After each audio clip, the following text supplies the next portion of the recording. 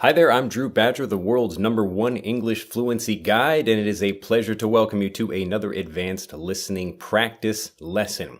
Today, we won't be talking about kind of deeper philosophy or psychology things like I usually enjoy discussing.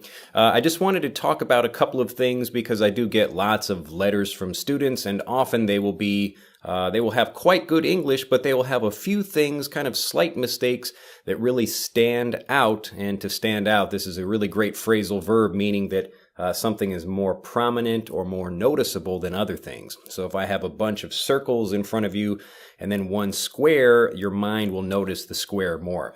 So often when we're communicating with native speakers, they will notice, you kind of used maybe a grammatical point in a different way, or more commonly that you have used a word that might not be exactly what you want to use. And so that's what I wanted to talk about in this video. Just give two quick examples of that. So I received a letter recently from a student, and it was just saying thank you for creating some lessons for him. And it began with good night. So instead of good evening, he began the letter with good night. Now I understood what he was trying to say. The meaning was clear. But when you're beginning a letter like that, good night is something you say when you're finishing the evening with someone. Or maybe people are going to bed. That is usually the final greeting that you would give them in the middle of the night or right before they're going to bed. So if you see someone walking down the street and it's, even like 10 o'clock at night, you wouldn't say good night to them unless they are leaving for the rest of the day. So good evening is the greeting that you would give someone in a letter, or even when you're speaking with someone just in, an evening when it's dark outside, but you would not say good night. Good night is something, again, it's the end of a conversation or the end, the final thing you say. So maybe if you're going out to dinner with someone and then you are leaving them, if it's late at night, you would say good night to them, just letting them know sleep well, that kind of thing. So when you're writing a letter to someone, use good evening. If you're addressing them in the evening, it's important to say that, or you can just say hello. That's fine as well. Another thing that I notice is students will be using talk with and talk to. And this isn't really a grammatical issue, but it's a more sensitive thing that a native speaker would notice when you're just speaking with them in kind of everyday conversations, or especially in a professional setting. So if I say to someone, I need to speak with you about something, or I need to talk with you about something, this is more implying like you have to actually make a connection with that person and you're having an actual dialogue with them about something. Now, occasionally, people will use, I need to speak with you, or I need to talk with you about something, when really they want to talk to you about something. So they would say, I want to speak with you or talk with you, because it's implying more of a conversation as opposed to one person saying something to the other one. So when you talk with or speak with someone, you're actually connecting with that person, and it's more an equal relationship, at least in that situation. And when you're talking to someone, like a parent would talk to their children about behaving properly, or a boss might talk to an employee about how they're trying to, maybe do their job better, something like that. But in these situations, you're again moving from one maybe authority person to someone of a lesser authority, or someone of a lower social rank in the group. But again, you're having one person that's sending the conversation or sending the talking to the other person. So talking to, just like you would go to a different location.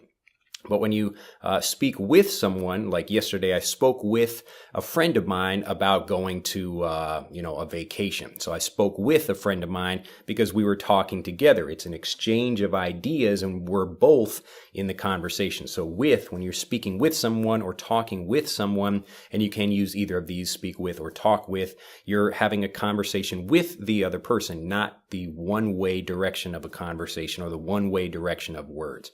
So keep these two things in mind. These are just two quick ideas, things that might be, maybe, or you might, I'm like confusing both of these words, but things you might not notice as a non-native speaker, but as you're learning, pay attention to what native speakers say, because they will give you a very quick insight about whether you used a word incorrectly or not. And often people will try to be polite. So if I'm having a conversation with someone and they say, "Oh, good night, it's nice to see you today," and I would understand what they mean, but I would kind of very quickly like you would see it in my face, like, something weird just happened. Now, as a learner, you should be paying attention to these kinds of things. So always be, when you're speaking with someone, pay really close attention, not to worry about the situation, but to just get clues from the other person about how you should be speaking.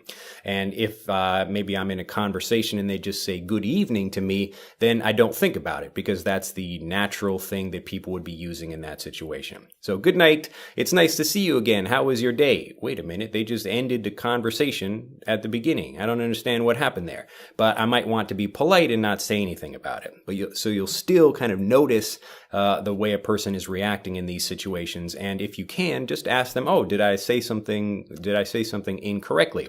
And they might be able to give you a good explanation about that.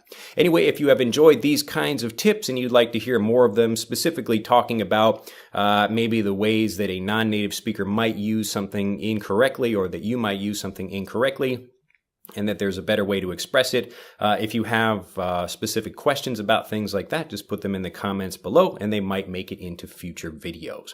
Well, that's it for this advanced listening practice lesson. I hope you have enjoyed it. If you have, do click that like button and become a subscriber to the YouTube channel if you haven't already. And I look forward to seeing you in the next video. Bye-bye. To continue learning, click on the link in this video to download Speak English Naturally, our free guide to speaking and sounding like a native English speaker. The guide reveals the 3 most important kinds of conversational English you must learn if you want to sound native, and will help you experience instant improvement in your fluency and speaking confidence. To download your free guide on a mobile device, click on the link in the upper right of this video. To download your free guide from a computer, click on the link in the lower right of this video. I look forward to seeing you in the guide.